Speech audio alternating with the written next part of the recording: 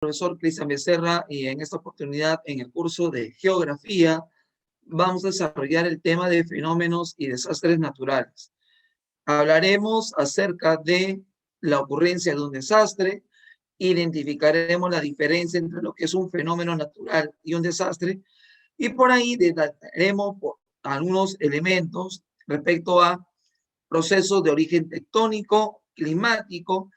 Hablaremos del fenómeno del Niño y también haremos referencia al proceso de gestión de riesgos. Bien, es un contenido amplio para el día de hoy, así que reiterar el saludo a cada uno de ustedes. Buenas tardes, compañeros. Buenas tardes, compañera Mariel, compañera Yeri. Buenas tardes. Bien, en esa parte inicial, en esta diapositiva, podemos apreciar lo siguiente. Vemos la alternancia de dos imágenes. Una imagen donde se ve la distribución de la ciudad, de las calles, y otra que en su reemplazo sugiere un destrozo, una pérdida. Bien, cuando hablamos en líneas generales de desastre, nos referimos a una situación de pérdida, pérdidas graves a nivel material y humano. Eso es un desastre. Desastre, jóvenes, recalcamos aquí, equivale a decir pérdida. Pérdidas humanas y materiales graves, eso equivale a decir un desastre. En cambio, cuando hablamos de un fenómeno natural, nos referimos a cualquier evento que la naturaleza desarrolla debido a su propia dinámica. Y eso nos invita a esta diapositiva. Por ejemplo, un sismo, terremoto, temblor, los tres términos se refieren a lo mismo, simplemente es una manifestación de la dinámica interna de la Tierra que se origina a partir del choque de placas. Las placas se desplazan, colisionan, vibración, terremoto, temblor, es lo que uno puede observar ahí. Y es un evento, insisto, que es propio de la dinámica de la Tierra, es propio de la dinámica de la naturaleza. No existe ninguna intencionalidad a partir de este fenómeno en generar daño. Lo que tal vez tiempos atrás se creía acerca de los eventos naturales, ¿no? De que el evento natural seguro era una manifestación de la ira de los dioses, etcétera. Bueno, eso se pensaba desconociendo los procesos que engloban y dirigen y rigen a la naturaleza. Un gran salto el hombre ha alcanzado al avanzar bastante respecto al estudio de la naturaleza, si nos referimos a las ciencias como la química, la física, por citar algunas. Así que un fenómeno natural simplemente es un evento que responde a la dinámica de la Tierra. En cambio, un desastre o pérdida sugiere un daño hacia la población. Y este daño no necesariamente coincide el desastre como tal, no necesariamente coincide con el desarrollo de un fenómeno natural violento. No necesariamente es así. No necesariamente el desarrollo de fenómenos naturales violentos o intensos, no necesariamente, estamos recalcando, genera o tiene estrecha relación con un desastre. No necesariamente es así. En todo caso, en términos generales de la definición, fenómeno y desastre no son lo mismo. Fenómeno natural, evento que sigue las leyes de la naturaleza, se desenvuelve en su propia dinámica, tan simple como ello. Podemos hablar desde una brisa, un viento muy suave, hasta un huracán. Ambos son fenómenos naturales, el hombre no lo ha provocado, es natural. En cambio, un desastre es pérdidas humanas y materiales que pueden o no coincidir con un determinado fenómeno natural violento. Estamos etiquetando este último término. fenómeno natural violento, ¿no? De gran intensidad, de gran magnitud. Buenas tardes, compañera Antonella. Entonces, esto, por favor, debe quedar claro. Ahora, ¿cuáles son los factores que devienen, que desembocan en un desastre? Es decir, ¿por qué ocurren los desastres? ¿Cuáles son los elementos? ¿Cuáles son las condiciones? ¿Cuál es el contexto que generan los desastres? O sea, ¿de dónde vienen? ¿Cómo es que surgen? ¿Cómo es que aparecen? Bueno, un elemento a tomar en cuenta es el peligro. Peligro entendido como todo aquello que te puede dañar. Todo aquello que te puede dañar, eso sería un peligro. Peligro sería todo, es todo lo que puede dañar a uno. Y lo podemos llevar en términos domésticos, ¿no? Por ejemplo, ¿qué puede dañar a uno? Un excesivo consumo de azúcar, diabetes. ¿Qué puede dañar a uno? No dormir mucho. ¿Qué puede dañar a uno? Cruzar la pista sin darse cuenta. Entonces, todo eso que puede generar daño es un peligro. Estamos en una vivienda, veo que en la parte inferior hay unos cables sueltos y hay energía eléctrica circulando, pero esos cables eléctricos están sueltos. Eso es un peligro. Si lo toco, me puede dañar, ¿ya? Entonces, eso se entiende por un peligro. Es todo aquello que te puede dañar. Puede ser natural, ¿sí? Puede ser natural. Por ejemplo, un huaico es un peligro, puede dañar. Un tsunami puede dañar. Una granizada puede dañar. Una sequía puede dañar. Entonces, lo que te puede dañar, sea natural o humano, si hablamos, por ejemplo, de tener conexiones irregulares dentro de la vivienda, todo eso es un peligro. Ya. Pero aquí viene el punto. ¿A quién va a dañar ese peligro? La pregunta es ¿a quién? Porque si hablamos de dañar a alguien, no necesariamente se daña a todos, ¿no? Ya. Entonces, ¿a quién daña?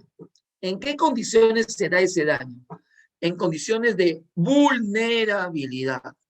Las personas vulnerables son las que tienen alto grado de probabilidad de perder. Los que son vulnerables tienen una alta probabilidad de perder. Entonces, dense cuenta que estamos mencionando dos factores o elementos o componentes de los desastres. Primero, lo estoy citando de manera aislada. Peligro es todo lo que te puede dañar. Ahora, ¿de qué depende que me dañe? ¿De qué depende? De que sea vulnerable. Si no soy vulnerable, el peligro no me puede dañar bajo determinadas condiciones.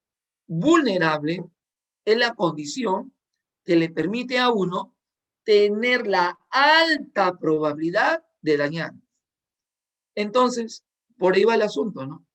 Entonces, si queremos evaluar quiénes en un futuro podrían perder, si quisiéramos hacer pronósticos de quiénes pueden perder, si tenemos que señalar a alguien, a un grupo, sería la población vulnerable.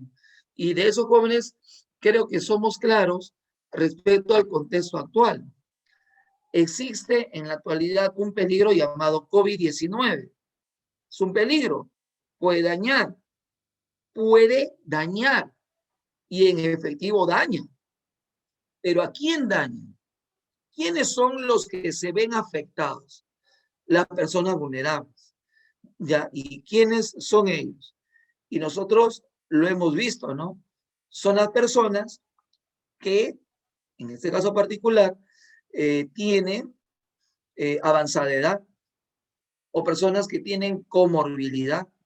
Sí, aquí estoy haciendo una referencia de lo que es el peligro y de la vulnerabilidad. Ahora, ¿qué pasa si ambos coinciden? O sea, el peligro se encuentra con las personas vulnerables. Ah, allí se va a desarrollar el desastre. Ahora, aquí José me hace una pregunta. ¿Los rayos pueden dañar? Seguro el compañero está acordándose de lo que ocurrió el día lunes, ¿no?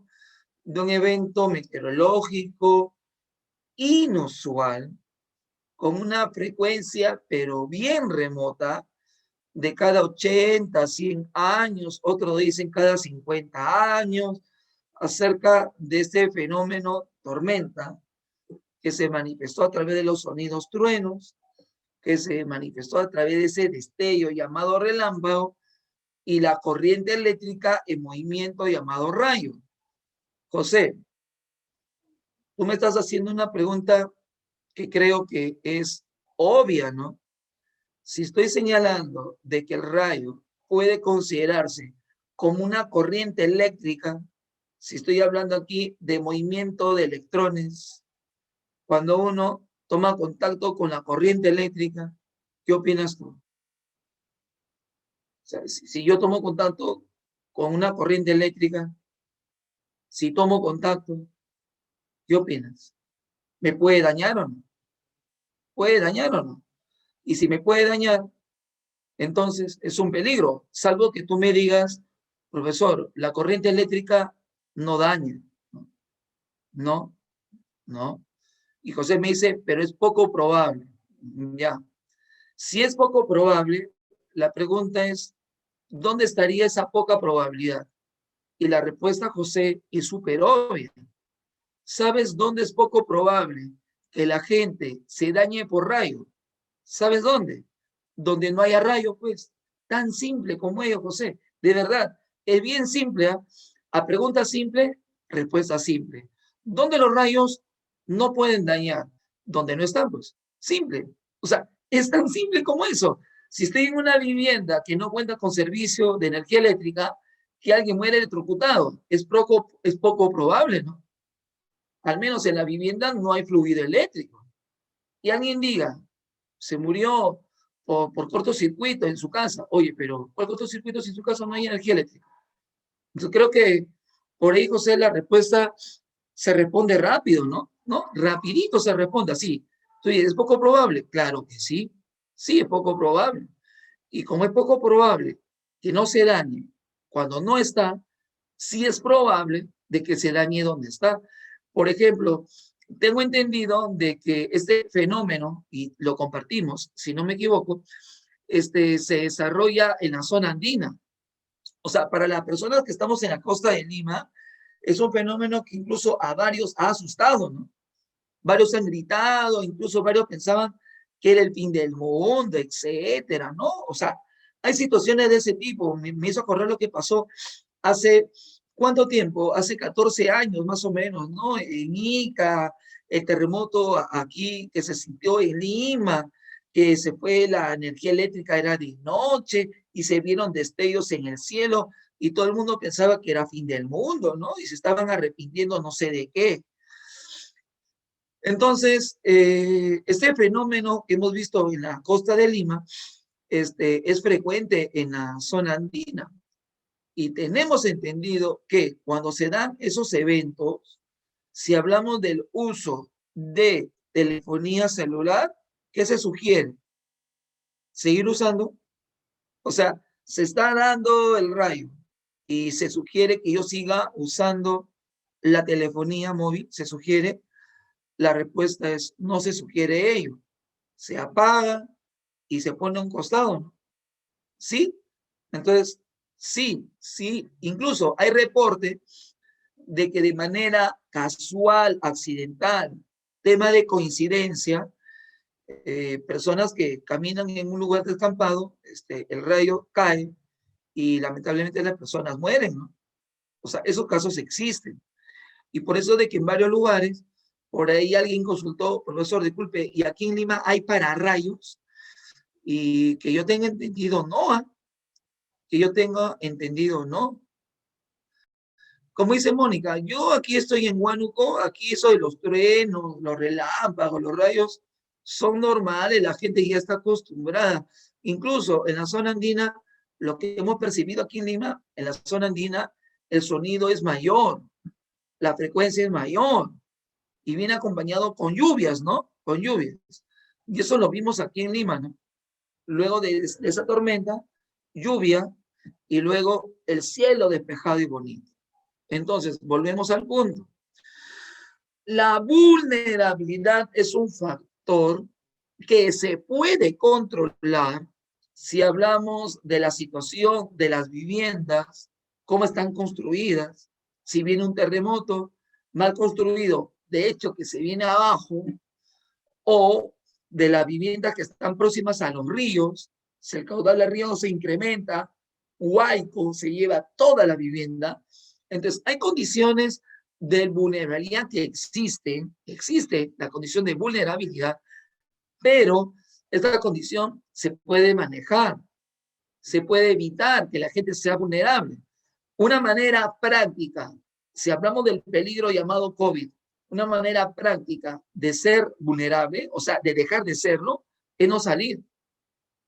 Es una manera práctica. O sea, cómo una persona no se vuelve tan vulnerable si no se expone al peligro. O sea, me quedo encerrado en mi casa y ya, solucionar el problema. Lo que se había señalado al inicio, ¿no? De este periodo de restricciones, periodo de emergencia. Sí, pero mucha gente salió. ¿Y por qué salió? Porque en el día a día consigue al menos para comer. Y justamente aquí surge otro elemento importante, ¿no? Cuando se habla mucho de la informalidad en el trabajo, la informalidad en las viviendas, etcétera, ¿no? Informalidad, término que de manera peyorativa señala a las personas que buscan conseguir lo que necesita con los medios que disponen en el momento. Es decir, si nos vamos al extremo, donde se dice, el Estado te va a ayudar, el Estado te va a dar tu puente, el Estado te va a dar tu carretera, el Estado te va a dar tu vivienda, el Estado te va a dar trabajo, ¿no? Siempre es así, ¿no? En campaña electoral ofrecemos trabajo, trabajo, trabajo. Ya la pregunta es, oye, pero hasta que venga ese trabajo, hasta que venga esa vivienda, la pregunta es, ¿qué? ¿No voy a comer? ¿Qué? ¿Voy a dormir en la calle? ¿Qué? ¿Voy a vivir al descubierto en el descampado? No. Frente al hecho de la ineficiencia de operación del Estado durante décadas, por no decir siglos, ya vamos 2 siglos, entonces la gente, ¿qué dice? No somos ni cortos ni perezosos. Me consigo un trabajo. Oye, pero no hay vacantes, ya, pero por ahí yo me la ingenio. Buscaré algo, venderé algo, compraré algo y lo venderé. Y así la gente, el 70%, ahora 80%, viene haciendo todos los días. Entonces, siempre dice, no, voy a dar trabajo, trabajo, trabajo temporal. Sí, carretera, trabajo temporal, tío, o sea que la gente que come por tiempos. O sea, y luego ya no come. La gente no tiene otras demandas, necesidades, no las tiene. Entonces, justamente ese es el detalle, ¿no?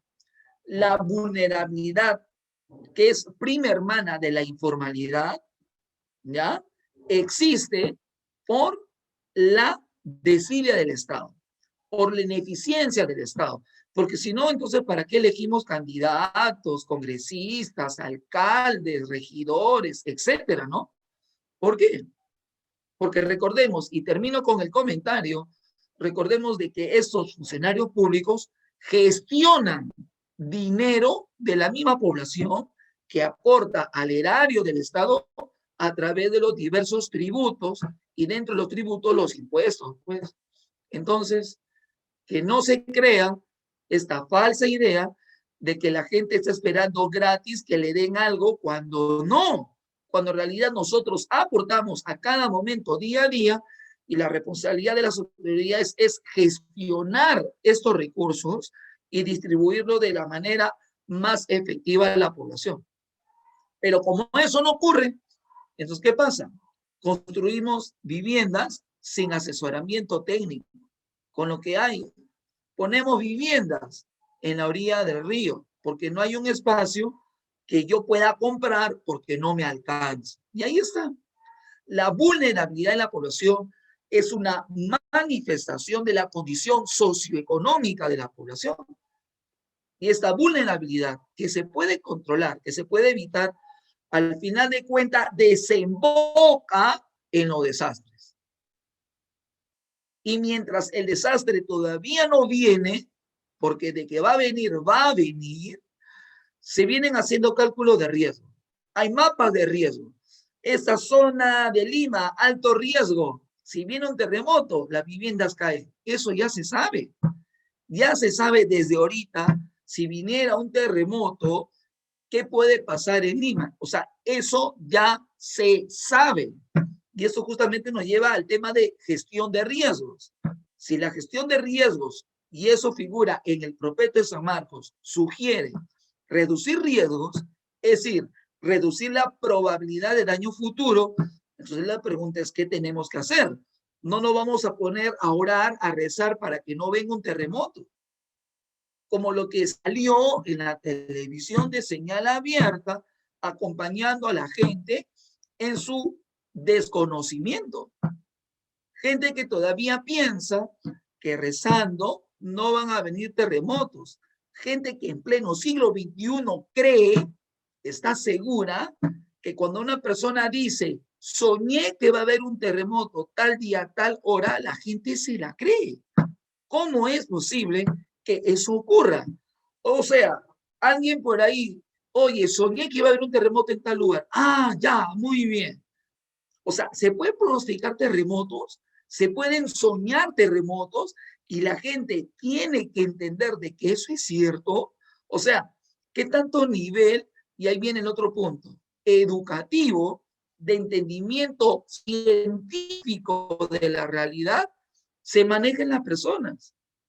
La ciencia que tanto se reclama para hacer vacunas, la ciencia que tanto se reclama para las enfermedades y curarlas, esa misma ciencia nos da luces de que la ocurrencia de terremotos, temblores, que son lo mismo, o tsunamis, que están relacionados, o huaicos, responden a procesos naturales. Entonces, si hay personas del pleno siglo XXI en el Perú creen que al rezar o al soñar podemos evidenciar la presencia de un terremoto, oye, caramba, eso demuestra el poco desarrollo científico y educativo que hemos alcanzado. ¿Cómo es posible?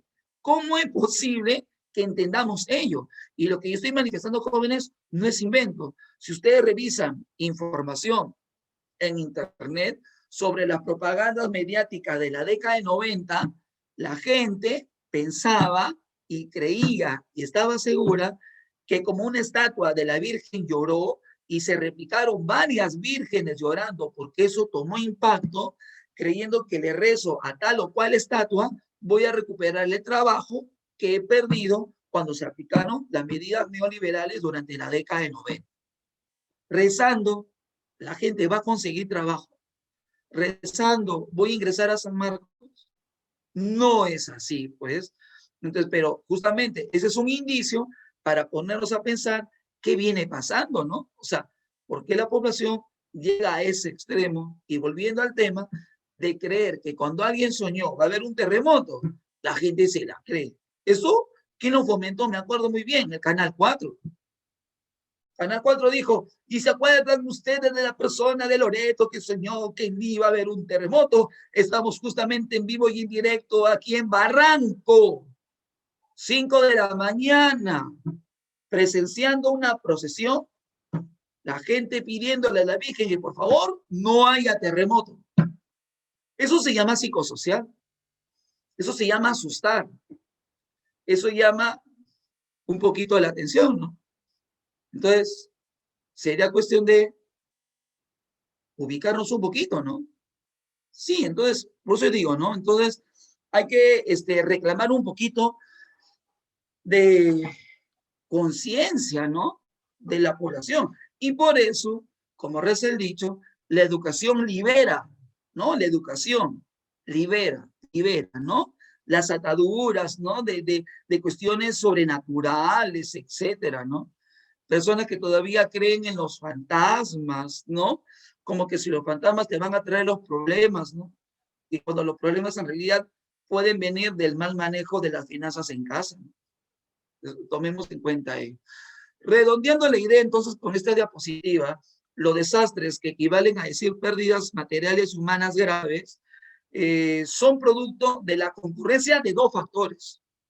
El peligro, lo que te puede dañar, que puede ser lamentablemente un incendio por una mala conexión eléctrica en casa, o tal vez por un fluido de gas de un tanque que digamos, se rompió, se perforó, etcétera, y ocurrió la deflagración, ¿no? En la zona de Villa El Salvador, en la zona sur de Lima, y eso generó muchas muertes, ¿no? Muchas muertes. Ese es un desastre, ¿no? Pero la pregunta es, ¿a quién afecta? Pues, ¿no? ¿A quién afecta? A las personas vulnerables. Entonces, son esas personas vulnerables las que son objeto de qué? De preocupación, de atención, y sobre ellas se efectúan los cálculos de riesgo alto o grave. Seguimos. Entonces, aquí ya tenemos los dos principales componentes, están resaltados con verde, ¿eh?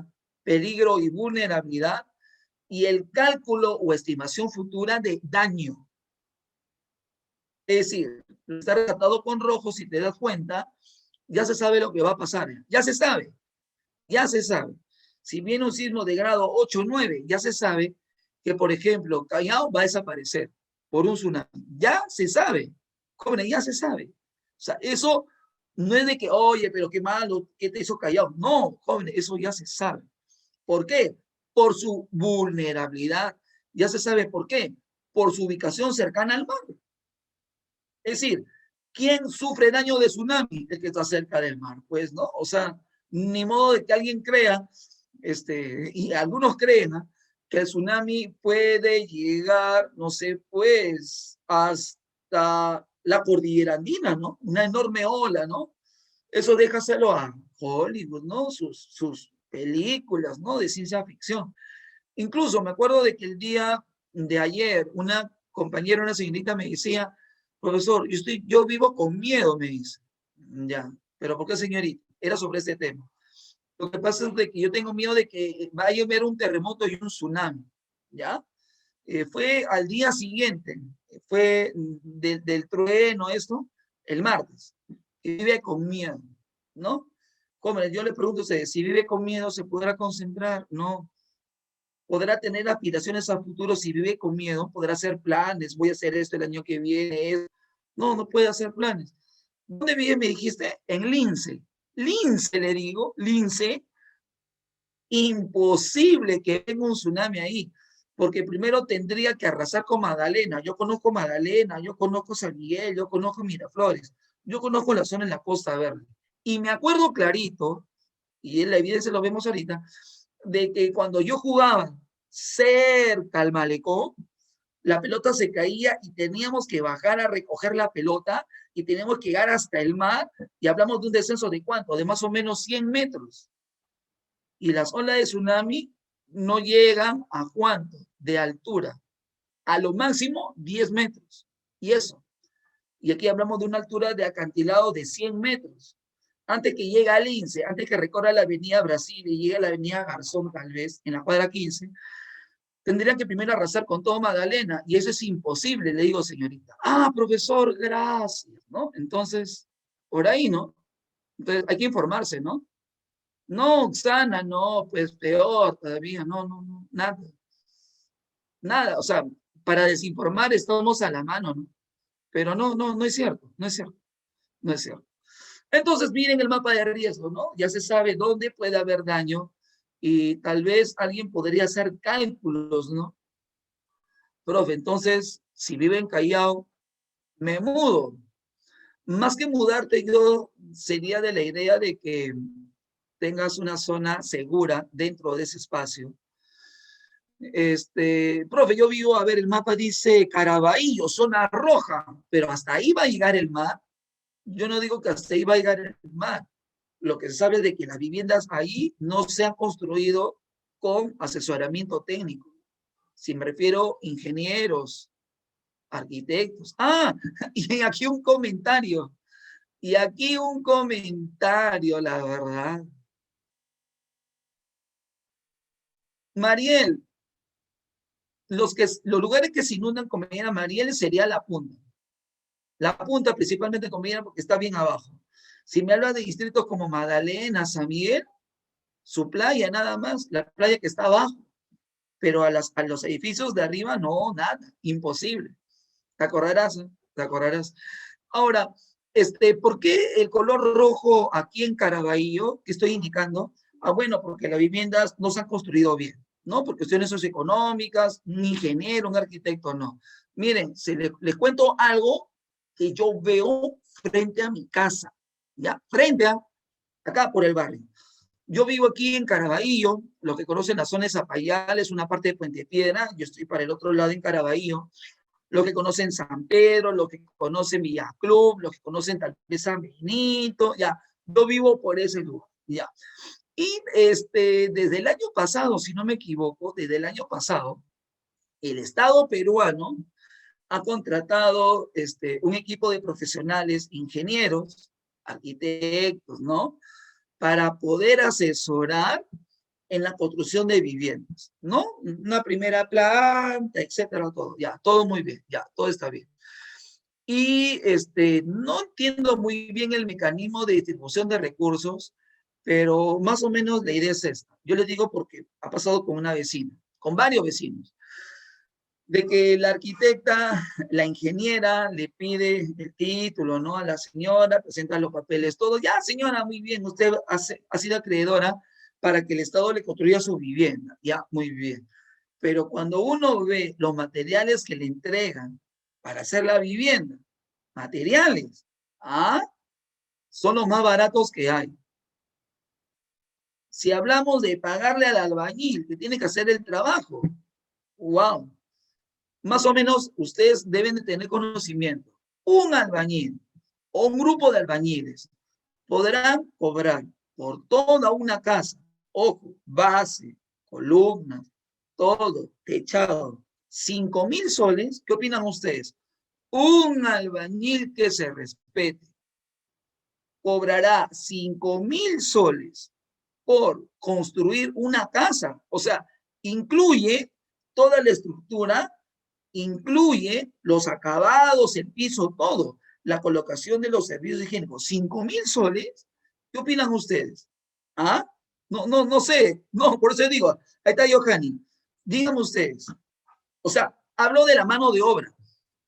Hablo de la mano de obra, porque los materiales baratitos se llegan, ¿no? Porque al ingeniera, ya distribuyan por acá. Pum, ahí está. No, pues, entonces ahí viene el otro punto. ¿Cuál es el otro punto? Que lamentablemente hay personas que trabajan con el Estado, para el Estado, pero no para la población. Por ahí hay cierta denuncia de que podría estar desviándose los fondos respecto a por cada casa. Es decir, no se está dando completo, digámoslo así, el fondo a las familias, y las familias, digamos que no pueden reclamar nada porque, entre comillas, es algo gratis.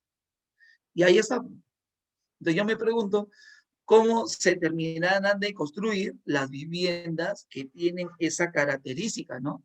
Sí tienen asesoría, sí tienen asesoría, pero el material.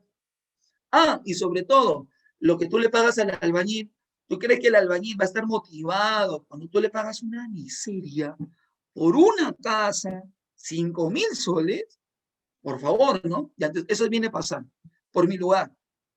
No sé cómo será en otros lugares.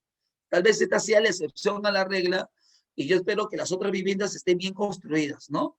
Con un buen material de acabado, ¿no? No con un material de relleno que por ahí consigo baratito y te lo entrego y se acabó y a ver lo que haces, ¿no? Entonces ahí está, pues, con ese tipo de trabajos se quería reducir la vulnerabilidad, pero la gestión de las autoridades o responsables ya es otra cosa, ¿sí? Mónica, ¿sabes por qué te digo entre comillas que es gratis? Porque tú y yo todos pagamos tributos, impuestos. Y todo lo que nosotros hacemos, indirectamente o directamente, va a dónde? Va a la SUNAT. Y todo eso El Estado lo concentra y luego se redistribuye. Si no, ¿cómo crees tú de que se mantiene San Marcos? Con tributos. ¿De quién? De todos. Los servicios del Estado. Todos lo financian. Sí, sí. No, Oxana, asesórate, hazlo todo bien. ¿Ya? Continuamos. Ah, Oxana, eso sí, si vas a construir tu vivienda, mínimo un estudio de suelo serio, ¿no? No de que yo chanco. Ah, está bien el suelo. No, no es así. Ya. Entonces, me parece de que esta parte quedó claro acerca de lo que es la vulnerabilidad, el peligro y lo que es el riesgo. Peligro y vulnerabilidad son uno solo en el desarrollo de un desastre. Y la probabilidad de ese desastre sería el riesgo. El riesgo solamente estima cómo se están relacionando los dos. Oye, eres muy vulnerable si te encuentras con este peligro, desastre seguro, ¿no? Ya está. Ahora, en esta diapositiva se observa la clasificación de los peligros. Se indicó a ustedes que los peligros se refieren a todo lo que puede dañar y no solamente es natural lo que daña, sino también es humano lo que daña, ¿no? Lo que vemos aquí. Aquí vemos procesos naturales que dañan, pero también humanos, ¿no? De los incendios, derrame de sustancias químicas, la propia contaminación ambiental, que es mucho más lenta, pero a la vez efectiva, matando gente, ¿no? Matando gente. A ver, de tipo natural interno, los terremotos, relacionados con los maremotos y por ahí la actividad volcánica, ¿ya? Por ahí la geodinámica externa, es decir, la actividad de la propia superficie. Cuando hablamos de desprendimiento de lodo, roca, piedra, aluvión o huaicos, digamos que es lo mismo, los aludes y la erosión de los lados de los cerros. Los cerros, producto de la lluvia, se desprenden, ya está. A nivel hidrometeorológico y oceanográfico, podríamos hablar de las inundaciones, sequías, ¿no? Biológico, recordemos, las epidemias, ¿no? En este caso sería la pandemia, ¿no? El COVID, o las plagas, ¿no? Las plagas por ahí. Entonces, estos son los peligros que, como indico, suena redundante, generan daños o pueden generar daños. Ahora, los sismos, ¿por qué ocurren? Lo sabemos, choque de placas. En el caso de Perú, Perú forma parte de un enorme cinturón llamado Cinturón de Fuego del Pacífico. Pregunta de admisión de la UNI. ¿Dónde se encuentra concentrada la actividad sísmica y volcánica en el mundo? Respuesta, alrededor del Océano Pacífico, el cinturón del Pacífico. Acá dice, alrededor del 80% de la actividad sísmica está aquí, concentrada. Y Perú está en un lugar peligroso, ¿no? Claro, Perú está en un lugar peligroso. O sea, los terremotos no nos deben de parecer raros, ¿no? Para nada. Lu, lo vamos a aclarar pronto, Lu, no te preocupes. Lo vamos a aclarar, no te preocupes. Ya está. Entonces, los sismos se concentran alrededor del Pacífico. Ya está. O sea, sí o sí tiene que haber terremoto en Perú, pronto. ¿Quién sabe ahorita? ¿Ya? Ahorita. Ahora, ¿cuáles son las consecuencias de los terremotos? Y aquí hay que hacer la aclaración. Los terremotos pueden dañar, pero la pregunta es ¿a quién o a quiénes? Porque mira, si te das cuenta, en esta imagen, Pisco, claro, lamentablemente hay viviendas o estructuras que han caído, pero hay otras que no. La pregunta es, ¿por qué una no se cayó y el resto sí? Respuesta, ¿por qué una no se cayó y el resto sí? Si el terremoto sería en el mismo lugar. O sea, estoy acá, se da el terremoto y al costado está la vivienda. Y la otra se cayó y la mía no. ¿Por qué? Y la respuesta, ¿cuál es? Vulnerabilidad. Y esa vulnerabilidad está relacionada con la mejor o peor construcción que han hecho, ¿no? Una está bien hecho, la otra no, los materiales empleados y la estructura.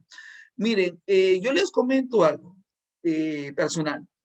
Creo que días atrás, antes de este evento, el trueno, la tormenta, no sé cuándo fue, en la mañana, no me acuerdo, en esos días, en la mañana, yo estaba explicando clase y me decían, profesor, temblor fuerte. Yo decía, qué raro, no siento nada aquí. Profe, temblor, no sé, en estos días que han pasado, hace una semana, un poquito más, ¿ya? Fue en el día y yo no siento nada, no sentí nada. Eso a mí me da una indicación sobre la vivienda en la cual yo estoy viviendo. Entre comillas, el ingeniero que lo trabajó bien. ¿Por qué? Porque hay técnicas, conocimientos que evitan de que la estructura vibre. O sea, hay como un amortiguamiento para que la estructura no vibre, porque si vibra, pone, pone a prueba el nivel de resistencia de los materiales. Y como la estructura de la vivienda obviamente es rígida, basta que tú la muevas un poco, comienzan a verse grietas, ¿se entiende? Ya. Pero al menos en lo particular, yo no he sentido nada. Ajá, y Mariel dice, mi tío me dijo que las casas no deberían estar pegadas. También, claro.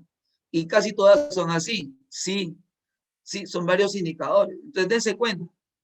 Ah, ¿y quién es el experto respecto a construcción de viviendas antisísmicas? ¿Qué país? Según ustedes, ¿qué país del mundo tiene amplia experiencia y ha desarrollado una gran tecnología en viviendas antisísmicas? Japón, pues, Japón. Si estamos diciendo que el Perú es un país que se encuentra en una zona de choque de placas, muy bien, Mariel, Daniela, Jackie, muy bien. Digamos que Perú, choque de placas, ¿no? ¡Plum! Choque de placas, vibración. Pero, digamos, caricaturizando un poco la situación, si aquí está Japón, ¡boom! Chocan las placas y no, si no son ellas, las de los otros dos lados. O sea, choque aquí o en simultáneo. O sea, en Japón, los terremotos no hay pierde. O sea, siempre va a haber terremotos, a cada momento, a cada rato. Y tanta es la tecnología que se ha desarrollado en Japón, varias estructuras. En Chile, yo más que todo veo el tema de los simulacros, evacuación de la población, que también se observa en Japón. Pero que yo tenga entendido, en Japón han desarrollado tecnología que equivale a poner en la vivienda resortes. O sea, el resorte almacena y carga la energía y la amortigua allí y todo se disipa allí. Y Daniela me dice, profesor, también en México. Sí, en México también. En México. Pero Japón, o sea, si te preguntaran, oye, un lugar donde sismo, tecnología, de hecho que Japón, joven. Japón. Japón. Y eso explica por qué en parte en países como Japón y también se ha practicado en otros lugares como en la China, tenemos transporte de levitación. ¿Han visto esos trenes que levitan utilizando la fuerza magnética? ¿Sí o no? ¿No? En oposición, se desplazan, ahí está. ¿Tiene relación con ello? Lo tiene. Ahí está. Entonces, terremoto, claro, consecuencia, destrozo, sí, pero ¿bajo qué condiciones? ¿No? ¿Bajo qué condiciones? De vulnerabilidad, pues. Porque si no, no se caería, no se caería. Ahora, por aquí alguien me preguntó qué es el alud. Alud es desprendimiento de nieve. Es probable de que el territorio se haya movido, un sismo, y toditita la nieve te viene encima. No sé si ustedes se acuerdan, no sé si ustedes se acuerdan o han visto este dibujo animado llamado Mulan. ¿Vieron? Dibujo animado Mulan. ¿No ven dibujo animado? ¿Ustedes nunca han visto? Mulan, Mulan 1, Mulan 2, ¿no han visto? En el Mulan 1, ¿te acuerdas? ¿Sí o no? Cuando vienen los unos y la chica vestida de soldado, ¿no? De guerrero, y tienen un solo proyectil, ¿y qué hace ella? Apunta a la cornisa, explota, y toditita la nieve cae. Eso se llama alud, no es avalancha. No, no, no. ¿Entiendes? Si N o no, no es avalancha. Se llama alud. Pero, profe, por ahí yo escuché escuchado en las noticias, en los documentales, que eso que viene cayendo, lo que pasó en el Himalaya con el campamento de excursionistas, es una avalancha.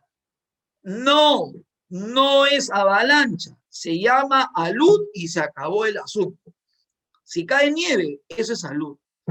Profe, ¿y cuándo se habla de avalancha? Bueno, se habla de avalancha que cuando lo que cae es tierra. Tierra seca, roca, todo eso se desprende y cae, ya, eso es avalancha. Ya, eso es avalancha. Una avalancha de piedra, roca, por la pendiente se desplaza, ya, te acepto. Pero no es avalancha, caída de nieve. Caída de nieve, alud, se acabó el asunto. Pero, profe, oye, ¿no entiendes? Alud, caída de nieve y se acabó. Ya está, eso es todo. Y acá se aclara algo, porque es bueno aclarar las cosas. Acá dice, la avalancha es un fenómeno similar con derretimiento rápido de nieve y otros materiales, cuyo término es más utilizado en países de latitud media. Entonces, voy a aclarar aquí lo siguiente, ¿ya? Lo voy a aclarar. Quedamos con la idea, y eso es cierto, de que alud es caída de nieve. Pero en ciertos países como Francia, a esa caída de nieve lo llaman avalancha. Ya, lo llaman así. Pero no es alud. Por favor, que quede claro, alud es caída de nieve. Profe, pero en Francia lo llaman avalancha. Sí, pero es alud. Porque avalancha en término estricto, insisto aquí, es caída de tierra, desprendimiento de tierra roja. Eso por favor que quede claro. Ahora, para que se entienda un poco lo que estoy diciendo, de que depende mucho de quién lo diga y cómo lo diga, jóvenes, cuando hablamos de aluvión, entre comillas, es como decir guay. Digo entre comillas, aluvión equivale, entre comillas, a decir guay.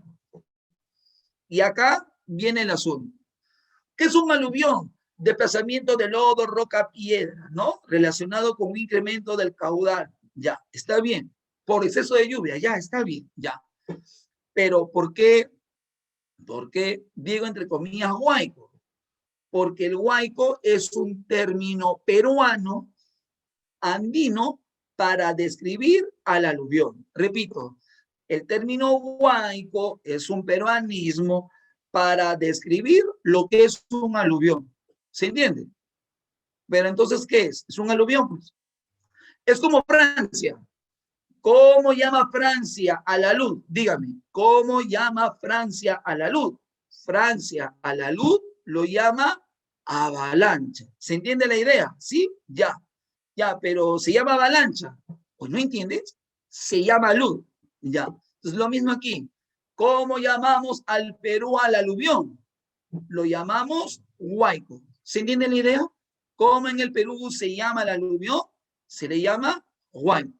Pero, siempre hay pero por ahí el INDECI, Instituto Nacional de Defensa Civil, va más allá.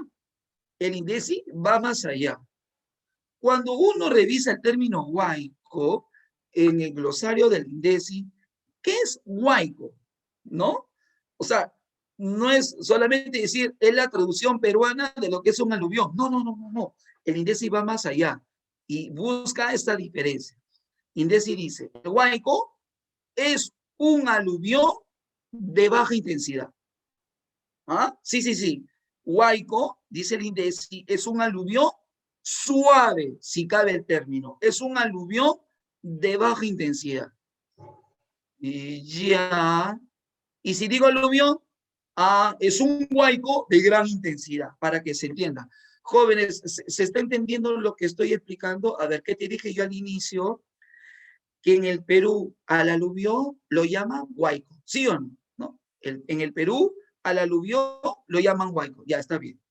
Pero el INDECI va más allá. ¿Qué es huaico? ¿Qué es el INDECI? Es un aluvión de baja intensidad. Ya. Y si es de gran intensidad, llámale aluvión nomás. Ya, o sea que si es un gran aluvión, ¿lo puedo llamar huaico? No, pues solamente llaman aluvión, pues. Lo llamarás huaico cuando es de baja intensidad. ¿Se entiende lo que estoy explicando?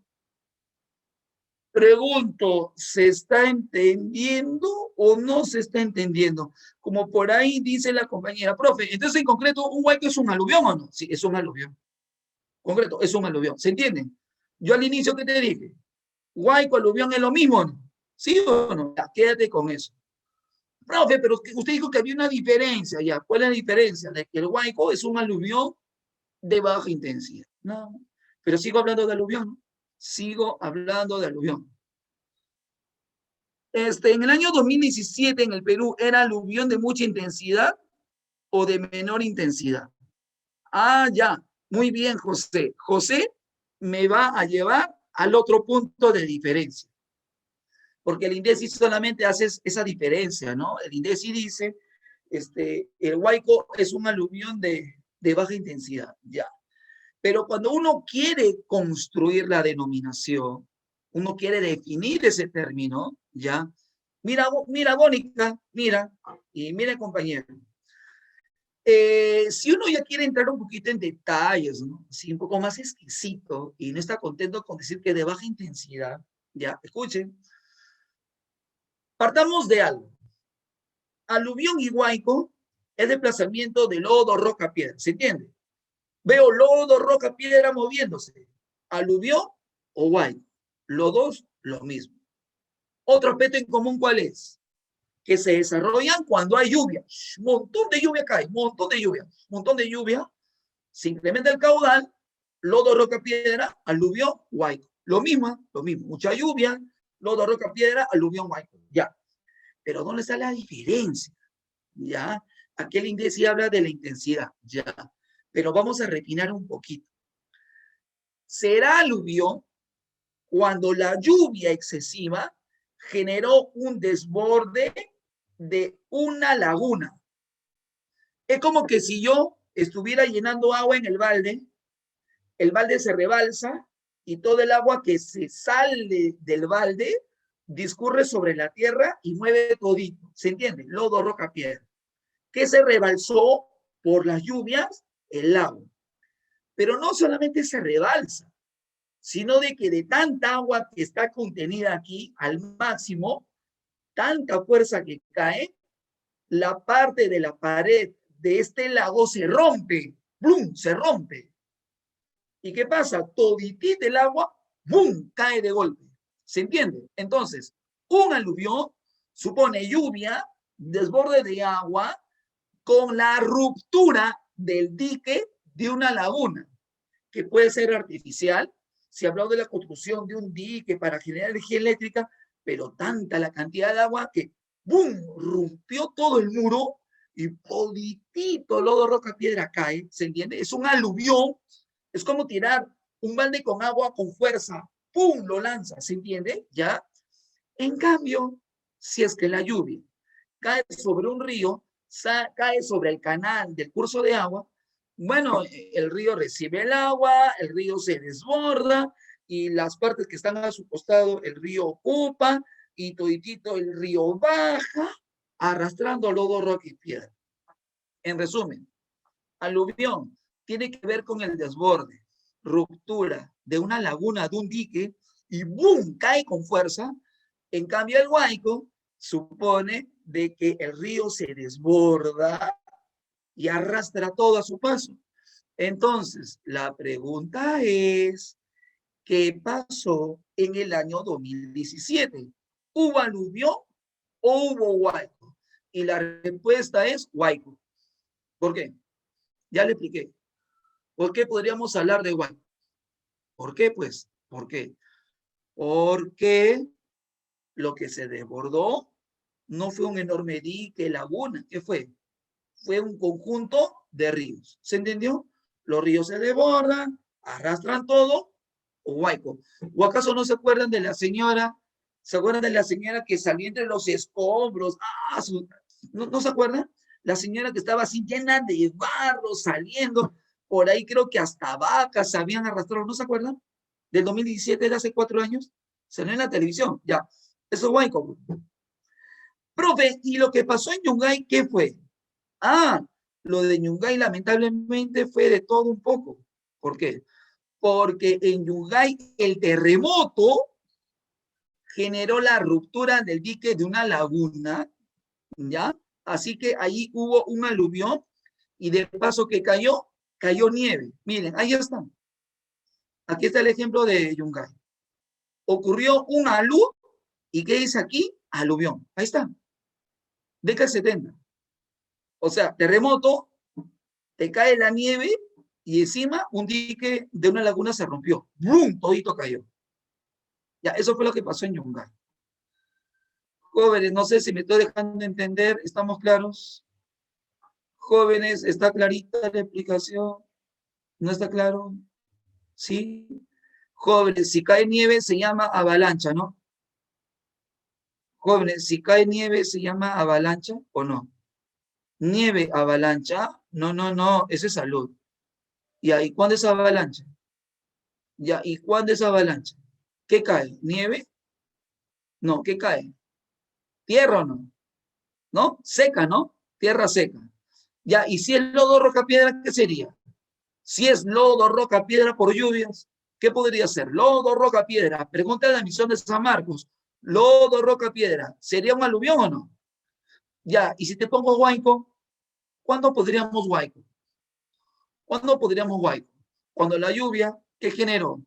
¿Un desborde de ríos o no? El río se desbordó, huaico. Ya, y si fue una laguna, y si fue una laguna como en Yungay, si fue una laguna como en Yungay, se llama aluvión. Ya, ahora pregunto, ¿se entendió un poco mejor? Jóvenes, ¿nos estamos entendiendo un poco mejor? ¿Sí? ¿Sí? Ya, espero que sí, ¿ya? Espero que sí. Ahora, consecuencias de un aluvión. Bueno, se pierden zonas de cultivo, la población se ve afectada. Sobre todo, ¿qué población? La población que está próxima al desarrollo, ¿no? Obviamente la persona de la costa no tanto, ¿no? Sí. Daniela me pregunta, ¿en el río es Huayco? Sí, sí, Daniela. Si la lluvia cae en el río y el río se desborda y el río arrastra todo, Huayco. Muy bien, ya está. ¿Qué más tenemos? Las heladas. Descenso brusco de la temperatura. Sobre todo, ¿dónde? En las zonas más altas. La temperatura por debajo de 0 grados. ¡Wow! Se queman los cultivos. Lamentablemente pérdida ganadera y sobre todo de la población, problemas respiratorios, heladas en la zona andina. Incluso ya están mencionándose algunos reportes del Senami de que ya se inició este periodo de heladas. Lamentablemente es así. Friaje. Friaje es un descenso de la temperatura, pero ¿dónde? En la selva. Profe, ¿pero la selva no es caliente? Sí, sí lo es. Pero si ingresa aire frío de la Antártida, en invierno, otoño-invierno, la temperatura baja. Si de 30 o 28 que tiene, puede bajar a 11. Ese es el friaje. El friaje afecta a la selva. O sea, yo te digo, descenso brusco de la temperatura en la selva, friaje. Descenso brusco de la temperatura en la zona andina, helada. Simple. Profe, ¿y por qué? Repito, por ingreso de aire frío del polo. Si viene el aire frío del polo en la selva, friaje. Y si va a la zona andina, helada. Profe, ¿y por qué ese viento frío no llega a la costa? ¿Cuál sería tu respuesta? ¿Por qué ese viento frío? No te preocupes, Mariel. ¿Y por qué eso no ocurre en la costa? Me pregunta José. ¿Lo ven o no? Uno es adivino. No, es la experiencia en el dictado. ¿Y la respuesta cuál es? ¿Por qué ese viento frío, muy frío, no llega a la costa? ¿Acaso la costa tendrá alguna protección para que este viento no llegue? Claro. Y la respuesta es la cordillera andina. Claro, ¿lo ven o no? Tan simple, no puede ser más. Friaje, entonces, ya saben, en la zona de la selva. Fenómeno del niño. Pregunta de admisión de la UNI. Pregunta de la UNI. Fenómeno del niño. ¿Ah? ¿En qué consiste? Concreto, mar caliente, lluvias, inundaciones. ¿Dónde? En la costa norte, se acabó. Fenómeno del Niño, la que tú me puedes referir, 2017, mar caliente, lluvias, inundaciones, costa norte. Y eso es todo. Tan simple como ello. De eso trata el fenómeno del Niño en el Perú. Hablamos de lluvias intensas, inundaciones en la zona de la costa norte del Perú, ¿ya? Costa norte. ¿Y cómo es la condición en la zona andina? Bueno, en la zona andina más bien se generan sequías. ¿Sequías? A ver, tenemos esta gráfica. ¿Qué te estoy diciendo? Lluvias, inundaciones, insisto, en la costa norte. Acá parecería que es toda la costa, ¿no? Centro-sur. No, no, no, no es así. No, no, es en la costa norte. Inundaciones, costa norte, Tumbes, Piura y si quieres Lambayeque. Nada más, costa norte, lluvias, ya. En cambio, en la zona andina se generan sequías. Profe, ¿y cómo se explica ello? Facilito, facilito, facilito. Y voy a explicarlo aquí. Nosotros estamos en una zona tropical y en la zona tropical existe una masa de aire llamada viento alisio. ¿Ya? Y lo voy a graficar así. Esta línea, esta flechita roja es el viento alisio. ¿Y cuál es la acción del viento alisio a nivel del aire? Bueno, la acción del viento alisio a nivel aéreo, propiamente dicho, es traer agua, es generar lluvia. Si viene el viento alisio, viene con agua y lluvia. Viene con agua y lluvia. Ya, si es que viene con fuerza, trae lluvia, ya. Pero el detalle es que cuando se da el fenómeno del Niño, este viento alisio, digamos, viene poquito, viene con poca intensidad. Es decir, el viento alisio así tímidamente viene. Y aquí tímidamente actúa. Así de simple. Si hay viento alisio, hay lluvia en la zona andina. Si no hay viento alisio o viene poco, cae poco, sequía. Ahora, analizando la situación en la zona occidental, ¿cómo se explica que la corriente del Niño involucrada en este proceso cobre más fuerza? Ya estoy hablando de la costa, ahora hablo de la costa. Bueno, en este sentido, el viento alisio cumple un papel importante respecto a qué? Respecto a retirar el agua caliente de nuestro mar. A ver si esto lo podemos aclarar aquí. ¿Cuál es la función del viento alisio? La función del viento alisio es a nivel del mar, todos los años, el agua caliente la retira. El contenido de agua caliente la aleja de la costa y por lo tanto ese contenido de agua caliente genera lluvias, precipitaciones, ¿dónde? En la zona de Oceanía. Es decir, Australia, por ejemplo, está recibiendo lluvias. ¿Por qué? Porque el calor, el agua caliente, ha sido trasladado para ese lugar. Esa es la función del viento alisio. El viento alisio lo que hace es llevar el agua caliente para ese lado. Sopla, sopla y amontona el agua caliente para el lado de Oceanía. Eso lo hace. Ya, pero el detalle es, ¿qué pasa si el viento alisio disminuye en intensidad? ¿Qué pasa si este viento alisio es, digamos, débil? El contenido de agua que has estado acumulando, aquí has estado acumulando agua caliente, ya. Ahora, ese contenido de agua caliente ahora regresa. Y ahí, digamos, como una tremenda ola. Tremenda ola ¿de qué? De agua caliente. Ya. Y cuando esta agua caliente llega, ¿qué genera? Lo que tú ves, pues lluvia. Es decir, la lluvia ya no está en Oceanía. La lluvia ahora está aquí en la costa norte del Perú. ¿Todo por qué? Porque el viento alisio se debilitó. Y eso, jóvenes, está por consenso internacional. El fenómeno del Niño se produce cuando el viento alisio se debilita. A nivel del mar, ya no está impulsando el agua caliente y toditito lo que dejó ahora está viniendo. Y a nivel de la zona andina se generan sequías. Y estas serían las consecuencias negativas. Sequías, pérdidas, inundaciones, pérdidas. Pero no todo es negativo, porque si hablamos de lo positivo de tanta lluvia, la zona del subsuelo se carga de agua y eso te puede servir a ti para seguir cultivando en el siguiente periodo. Ya está. Ahora, cuando hablamos de gestión de riesgo, ¿qué había mencionado al inicio? La gestión de riesgos, ¿qué significa? Reducir riesgos.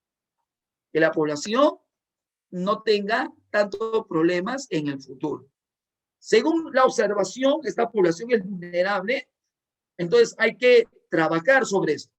Reforzar, digamos, los muros alrededor del río, muro de contención, o tal vez muro de contención en las zonas superiores para que la roca no caiga. Lamentablemente, jóvenes, ustedes escuchan, ¿no? Vivienda tal, se le prendió la roca y lamentablemente hay gente que muere. Ya, entonces, si uno hace un reconocimiento del espacio, ¿qué va a buscar? A través de la gestión de riesgos. ¿Qué dice aquí? Reducción de qué? De daños. Reducción de riesgos. Eso es. Y hay todo un nivel de coordinación entre la población y sus representantes. ¿Y quiénes más? Los gobiernos locales, si hablamos de alcaldes propiamente dichos. Ya está.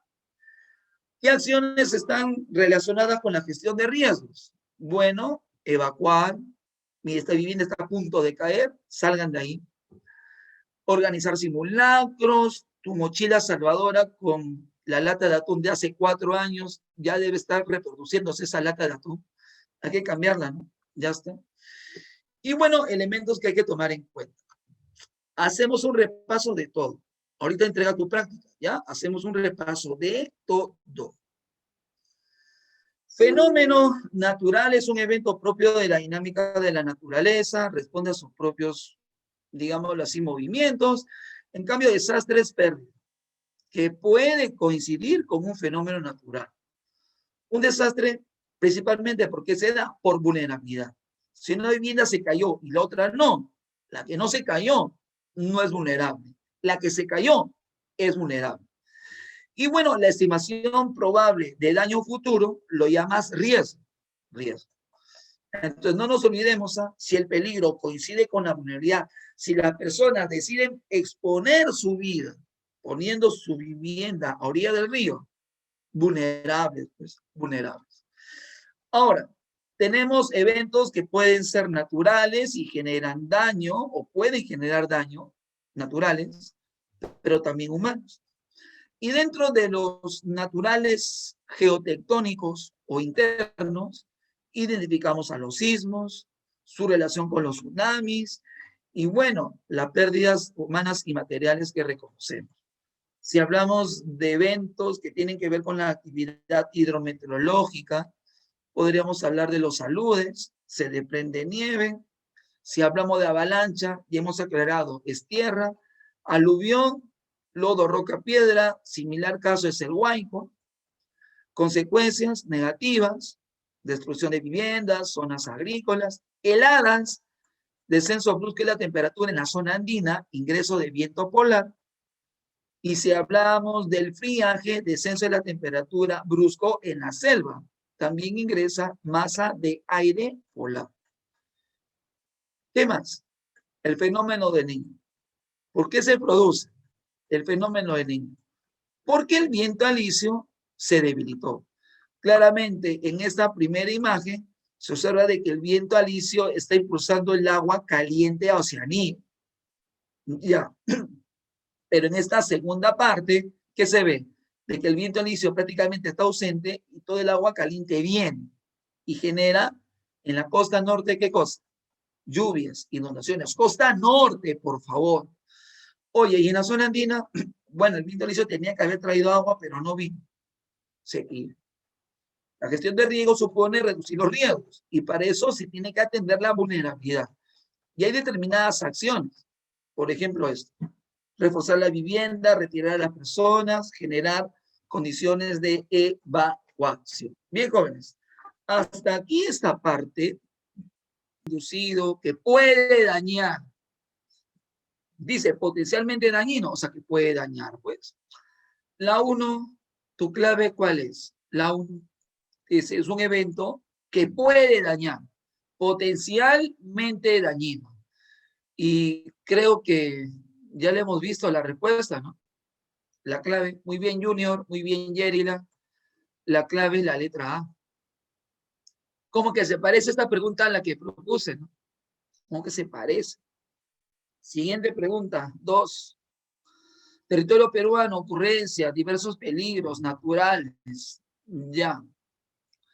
Identifiquen la alternativa que contiene los factores que convierten estos eventos en desastres, ¿no? O sea, qué condiciones se reúnen para que estos eventos se traduzcan en desastres, en pérdidas. Muy bien, Yerina. Vamos a ver.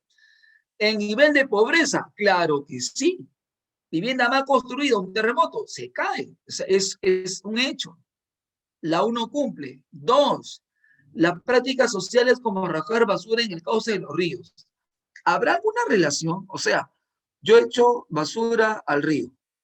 Y ahí, eso podría desencadenar un evento peligroso, aparte de contaminar el agua del río. Y la respuesta es sí. ¿Por qué? Porque si la basura ocupa el lugar del agua, el agua, al verse desplazada, ¿qué va a tener que hacer? Ocupar los espacios vecinos o no. O sea que podría generar inundación. 1 y 2 tienen que estar juntos. Jóvenes, 1 y 2 tienen que estar juntos. ¿Se entiende? Repito, 1 y 2 tienen que estar juntos. ¿Hay respuesta o una respuesta a la pregunta 2? La clave sería la A o no. O hay que seguir leyendo la 3, la 4, no. Y te mencioné que a los anualitos los estoy adiestrando bien en esta forma, ¿no? Directo nomás. Clave 2. La 4, ¿qué se refiere? Me pregunta Jackie. El desorden en la ocupación del territorio podría ser un agregado en el desarrollo de un proceso de vulnerabilidad. Puede ser, ¿no? Estoy acá en un lugar, nadie me ha supervisado, se desconoce cómo es el suelo, puede ser, ¿no? Puede generar. Pero dice ahí las diferencias políticas. O sea que si soy de derecha, me va bien, y si soy de izquierda, me va mal. Y no atienden a mi perrito en la veterinaria. Pregunto, ¿eso es cierto? O sea, para que haya un desastre. No, no. Y antes a eso se refiere, ¿no? Las diferencias políticas, ¿ya? Entonces la 4 está descartada, ¿no? De hecho, la 2 alternativa, letra A. Seguimos. 3. ¿Y cuál será la clave de la 3? A ver, a ver, a ver. La pregunta está casi al final, ¿no? La zona del Lima con mayor riesgo sísmico son los distritos periféricos, de acuerdo al manual para la reducción de riesgo sísmico. En base a una estimación entre qué. ¿Ah? ¿Cómo calculas el riesgo? ¿Qué tú ves para decir aquí va a haber problemas? Claro, Junior, ¿sí o no? P, que es el peligro, dice Junior, y el peligro sería el sismo en sí. Y la V, ¿qué sería? La vulnerabilidad, ¿no? ¿Cómo están construidas las viviendas? Y ya está la respuesta, ¿no? La clave de la 3 es casa. Fácil, ¿eh? Fácil la 3. Seguimos, 4. Y ahora, ¿qué dice aquí? Ruptura de diques. Ah, ruptura de diques. ¿Te acuerdas que te expliqué? ¿Te acuerdas, joven, que yo te expliqué? Diques, Junior, diques, agua. Kenny, agua, agua. El agua se desborda, etcétera. Jóvenes, no le expliqué No expliqué la diferencia entre aluvión y huaico. No expliqué eso tampoco. La clave, la letra C, ¿o no? Jóvenes, por favor, díganme, las preguntas hasta el momento avanzadas, ¿no las expliqué? Pregunto, ¿no las expliqué? No expliqué, oye, mira, el cálculo. No hablé nada de esto. Jóvenes, que yo me acuerde si le expliqué, por si acaso. Ahora, esperemos que las demás preguntas coincidan. A ver, 5. A ver, en un diario local, fenómeno climático afecta a la selva. Afecta a la selva. Joven, afecta a la selva. Ya pues, me quedé allí. Me quedé allí.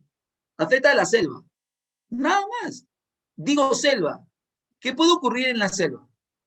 No me voy a decir granizada, nevada, o sea, de eso no me vas a hablar o no. Y le expliqué. La clave es más animación, friaje. Y se explicó. Miren, hasta ahorita mi conciencia está tranquila. Tranquila y todo. Siguiente, 6. Fenómenos, cordillera accidental. Muy bien, Jerry, la Junior, ya. Quebradas secas, hay lluvia, quebrada, lodo, roca, piedra. Y ahora, ¿cómo se llama eso? No sea, no sabe, lodo, roca, piedra. Eso era aluvión. No dice aluvión. ¿Eh? No veo como clave aluvión. No hay aluvión. No hay aluvión. Entonces, en vez de aluvión, huaico. Huaico dice ahí, ¿no? Pero no hay huaico. Profe, o sea que no hay clave. ¿Cómo que no hay clave? Sí hay clave. La clave es la letra C. Y yo me pregunto, ¿cómo alguien podría llegar a la letra C si yo no les hablé de Yogyakarta? Porque aparte de la diapositiva Yaqui, tú dices, alud es nieve, inundación de borde de río, avalancha cae tierra, y ahí dice cae lodo. Sale por descarte, creo, ¿no? Repito, sale o no sale por descarte. Y por lo tanto mi conciencia sigue tranquila. ¿Lo ves o no? Sale por descarte. Yogyakarta, muy bien. 7. El niño. Pregunta de admisión de San Marcos, hablemos del niño. Y te expliqué la causa del niño. ¿O no? Te lo expliqué. ¿Eh? Yo clarito me acuerdo que te lo expliqué. Y Jerry, la Junior, Jackie ya me están dando la respuesta. A ver. 1. Durante el FEM. ¿Qué es eso? Fenómeno del niño. Los vientos alisios y el afloramiento se intensifican. ¿Qué opinan ustedes? O sea, viene el fenómeno del niño y los vientos alisios cobran fuerza, están bien fuertes. Eso es falso. Más bien están débiles, ¿o no? ¿Sí o no? Entonces, uno no puede ser clave. Uno no puede ser clave. Jóvenes, ¿ya se tiene la respuesta o no? ¿O hay que seguir leyendo? No me hagan negar, ¿eh? Por favor. ¿Eh? Ya, suficiente con las tonterías que escucho en la televisión. No quiero renegar contigo porque yo sé que tú eres muy bueno. Muy bueno. La alternativa de la pregunta 7 es barco, ¿no? ¿Se entiende? Sí, uno no es. Entonces la clave que quiere es barco. Ya está. 7, clave letra B. Jóvenes, los felicito. 8. Y la 8, Jackie me da su clave de respuesta, Junior también. A ver, finalidad de prevenir, mitigar, gestión de riesgos. Actividades que tengan que ver con gestión de riesgos. ¿Y qué es la gestión de riesgos? Reducir el riesgo, reducirlo, ver la vulnerabilidad de la población, reubicarlas, etc. Uno cumple, la uno cumple, ¿no? 2, formular tarea de preparación, claro, como te dije, evacuación, simulacros. 1 y 2.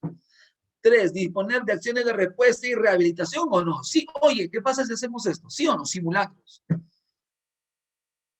Jóvenes, 1, 2 y 3. Voy a seguir leyendo. La clave es la letra A.